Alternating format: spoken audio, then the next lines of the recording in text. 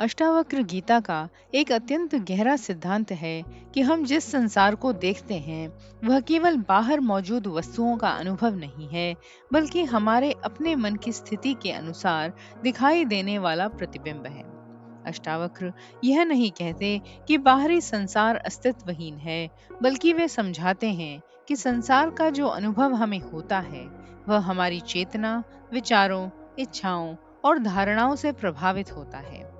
एक ही परिस्थिति अलग अलग लोगों को अलग अलग दिखाई देती है, क्योंकि देखने वाला मन अलग होता है। अशांत मन संसार में हर जगह संघर्ष खोजता है।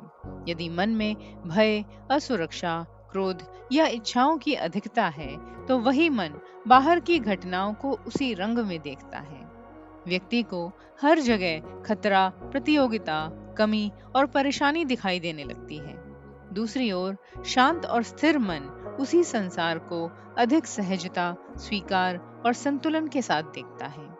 बाहर की घटनाएं वही रहती हैं, लेकिन देखने का दृष्टिकोण बदल जाता है। अष्टावक्र गीता के अनुसार मन ही वह माध्यम है जिसके द्वारा संसार का अनुभव होता है। जैसे किसी रंगीन कांच से देखने पर पूरी दुनिया उसी रंग की दिखाई देती है, वैसे ही मन की धारणाएं संसार के अनुभव को रंग देती हैं। यदि मन में क्रोध है, तो साधारण बात भी अपमान जैसी लग सकती है।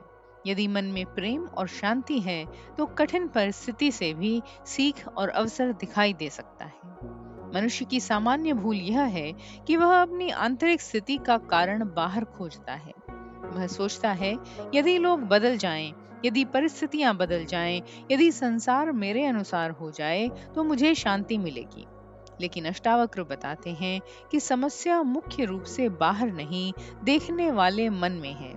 जब तक भीतर अशांति है, तब तक बाहरी परिवर्तन भी स्थायी संतोष नहीं दे सकता। मन इच्छाओं और कल्पनाओं से संसार का निर्माण करता है। जो वस्तु हमें बहुत प्रिय लगती है, उसके खोने का भय भी उसी मन से उत्पन्न होता है। जिस वस्तु से हमें घृणा है, वही हमारे मन पर अधिकार कर लेती है। इस प्रकार मन अपनी पसंद और नापसंद के माध्यम से एक ऐसा संसार बना लेता है जिसमें वह स्वयं ही उलझ जाता है। लेकिन जब व्यक्ति साक्षी भाव में स्थिर होना सीखता है, तब एक बड़ा परिवर्तन होता है। वह देखता है कि विचार आ रहे हैं, भावनाएं उठ रही हैं, परिस्थितियां बदल रही हैं, लेकिन वह स्वयं इन सब का देखने वाला है।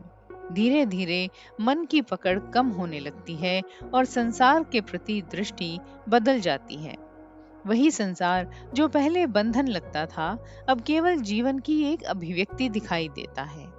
अष्टावक्र गीता यह नहीं सिखाती कि संसार को छोड़ दो, बल्कि यह सिखाती है कि संसार को देखने वाली अपनी दृष्टि को पहचानो। जब मन शांत होता है, तब संसार भी शांत दिखाई देता है। जब मन स्वतंत्र होता है, तब संसार भी स्वतंत्रता का क्षेत्र बन जाता है।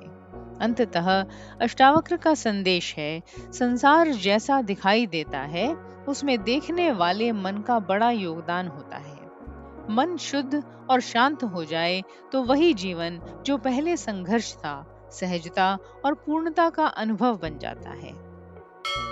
आप देख रहे हैं सुनो और सुनते ही रहो। हमारा चैनल प्राचीन ग्रंथों की गहन शिक्षाओं को सरल भाषा में आप तक पहुंचाने का एक प्रयास है। हमारे उत्साहवर्धन के लिए लाइक, शेयर, कमेंट और सब्सक्राइब जरूर करें। यदि आप इस मिशन में सहभागी बनना चाहते हैं, तो चैनल ज्वाइन करें और इस यात्रा में हमारे साथ चलें।